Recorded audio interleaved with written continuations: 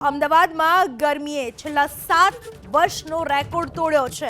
તાપમાનનો પારો 45.9 ડિગ્રી પર પહોંચ્યો અને અતિશય ગરમીથી લોકો માટે રોજિંદી કામગીરી પણ હવે મુશ્કેલ બની ગઈ છે।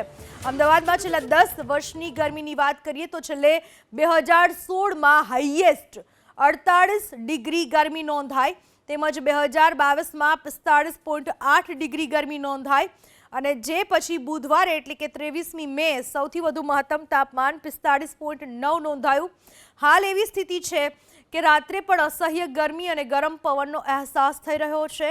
રાત્રે 12 વાગ્યા સુધી ગરમ પવન લાગતા લોકો ત્રાહિમામ પોકારી ચૂક્યા છે। સામાન્ય જનજીવનને અસર થઈ રહી છે। સૂર્યાસ્ત થયા બાદ પણ ગરમ પવનો ફૂંકાવાનું બંધ નથી। સૂર્યાસ્ત બાદ પણ રાત્રે 12 વાગ્યા સુધી ગરમ પવનો ફૂંકાઈ રહે છે, જેના કારણે સામાન્ય જનજીવન પર ખાસી એવી અસર પડી છે। હીટ સ્ટ્રોકના બનાવો વધ્યા છે।